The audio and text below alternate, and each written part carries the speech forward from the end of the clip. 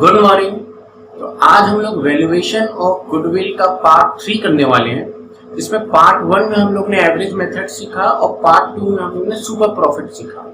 Part 3 में हम लोग कैपिटलाइजेशन मेथड सीखने वाले हैं और कैपिटलाइजेशन मेथड जैसा कि देख रहे हैं दो पार्ट में मैंने डिवाइड किया हुआ है, on the basis of super profit method और on the basis of average profit method.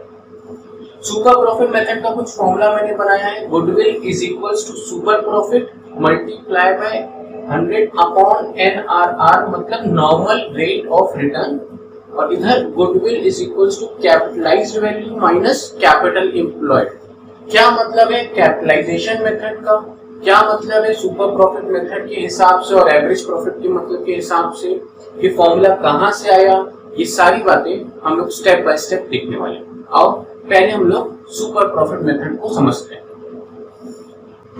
हाँ जी, तो अब हम लोग सुपर प्रॉफिट मेथड के हिसाब से कैपिटलाइजेशन पे गुडविल निकालने वाले हैं। क्या मतलब है इसके पीछे?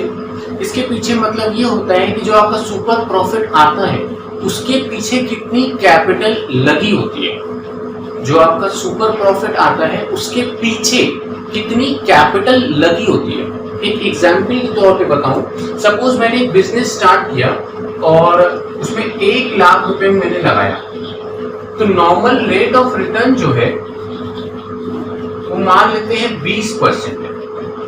मैं एक बिजनेस स्टार्ट करता हूं और उसमें 1 लाख रुपए लगाता हूं, तो नॉर्मल रेट ऑफ रिटर्न 20% के हिसाब से मुझे 20,000 रुपए मिलते। अगर मैं यहाँ पे 1.5 लाख रुपए लगाता तो मुझे 30,000 रुपए मिलते, क्योंकि नॉर्मल रेट ऑफ रिटर्न तो फिक्स्ड है। अगर मैं 2 लाख रुपए लगाता तो मुझे 40,000 रुपए मिलते। इस तरीके से मैं जितना जितना पैसा लगाता जाऊंगा मुझे नॉर्मल रेट ऑफ रिटर्न मिलता जाएगा। यहां तक तो ठीक है। अगर मैं इस चीज को उल्टा कर दूं और मैं बोलूं कि मुझे 20,000 रुपए कमाने हैं, तो बताओ कितनी कैपिटल लगाऊं? मैं 1 लाख रुपए लगाऊंगा। अगर मुझे 30,000 रुपए कमाने हैं तो बताओ मैं कितनी कैपिटल लगाऊं? मैं 1.5 लाख लगाऊंगा। और मुझे 40 कमाने हो तो मैं 2 लाख लगाऊंगा। अब सुपर प्रॉफिट मेथड में इस क्वेश्चन में क्या होता है, आप 30,000 रुपए तो कमा रहे हैं बट 1.5 लाख रुपए नहीं लगाएंगे, आप 1 लाख रुपए लगाएंगे। मतलब आप पैसा तो ज्यादा कमा रहे हैं बट कम कैपिटल लगा। उसको कहते हैं super profit method as per capitalization method. Super profit निकालने का तरीका बिल्कुल सेम है जैसा कि आप ऑलरेडी सीख चुके हैं। नॉर्मल रेट ऑफ रिटर्न हमेशा क्वेश्चन में गिवन होगा और आप वैल्यूज पुट करके इसकी गुडविल निकाल लेंगे। एक इस चीज को क्वेश्चन के थ्रू समझाऊं तो आओ समझते हैं। आइए क्वेश्चन देखते हैं। कैपिटल इन्वेस्टेड 1 लाख रुपए गिवन है, नॉर्मल रेट ऑफ रिटर्न 20% है, एक्चुअल प्रॉफिट 30,000 है और हम लोग को गुडविल निकालनी है एज पर कैपिटलाइजेशन मेथड, और उसमें भी सुपर प्रॉफिट मेथड के हिसाब से। तो अगर मैं सॉल्यूशन की बात करूं तो गुडविल का फॉर्मूला क्या था? Super profit upon NRR into 100। Super profit का फॉर्मूला हम लोग ऑलरेडी देख चुके हैं, actual profit minus normal profit. और नॉर्मल प्रॉफिट का भी फॉर्मूला हम लोग ऑलरेडी देख चुके हैं, मैं यहां पे लिख दे रहा हूं, capital employed multiply by NRR। अब कैपिटल एम्प्लॉयड और NRR का क्या मतलब है? कैपिटल एम्प्लॉयड मतलब कैपिटल इन्वेस्टेड, लिखेंगे 1 लाख रुपीज आएगा और 20% है तो ये हो गया 20,000।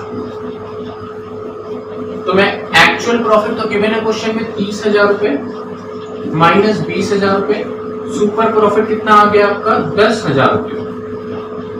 मैंने इस चीज को यहाँ पे रख दिया 10,000 अपॉन 20 इंटू 100 और ये आपका आ जाएगा, और ये आपका आ जाएगा 50,000 रुपीज, और ये आपकी हो गई गुडविल।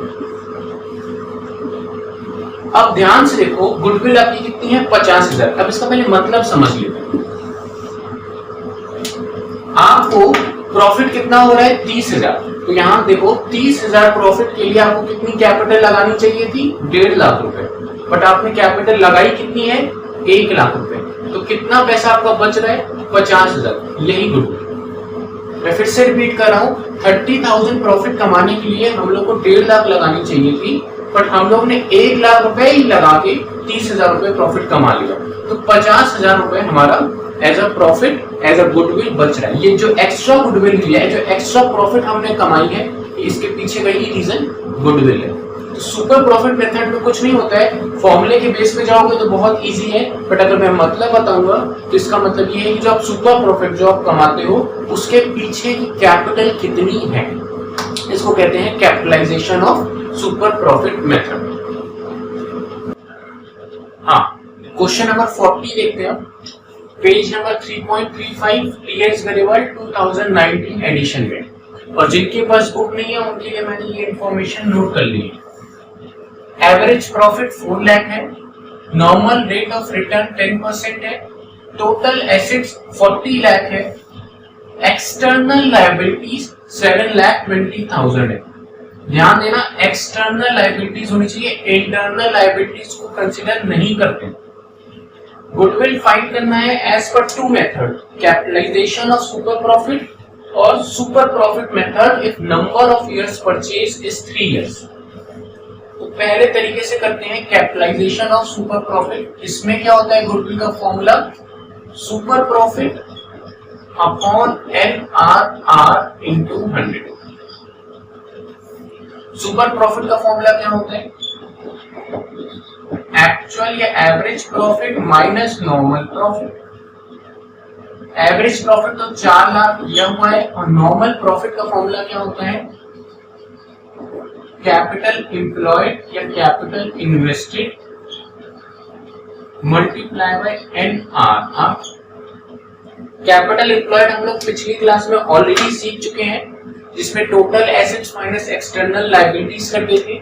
तो ये आ जाता था आपको 40 लाख माइनस 7,20,000, और NRR क्वेश्चन में गिवन है 10%, तो यहाँ पे मैंने 10% यूज किया। 10% मतलब 10/100 भी होता है। जब इसको सॉल्व करेंगे 3,28,000 आपका आ जाएगा। मैंने यही वैल्यू यहाँ पे डाल दी, 3,28,000, अल्टीमेटली 72,000 आपका सुपर प्रॉफिट आ गया। सुपर प्रॉफिट आ गया तो 72,000 अपॉन 10 into 100 करेंगे। सिर्फ मैं वैल्यूज पुट करता जा रहा हूँ, और अल्टीमेटली 7,20,000 हमारा आंसर आ जाएगा।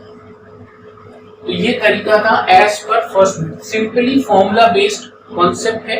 फिगर्स आपको गिवन होगी, आपको बस फॉर्मूले पे पुट करते जाना। सबसे पहले मैंने नेट प्रॉफिट निकाला, फिर सुपर प्रॉफिट निकाला, और फिर गुडविल निकाल लिया। ये फर्स्ट मेथड के हिसाब से।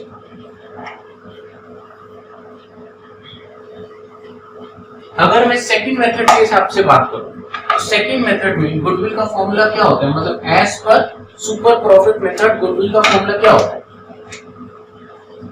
goodwill is equals to super profit into number of years purchase. Super profit 72,000 into 3, क्योंकि क्वेश्चन में गिवन, ये आपका हो जाएगा 2,16,000। That's it. तो इसके ऊपर आएगा नहीं। सुपर प्रॉफिट मेथड या capitalization of super profit method की बात करूं तो इतने ही क्वेश्चंस, या एक ही क्वेश्चन में मैंने सबको समेट के रख दिया। चलो, थैंक यू।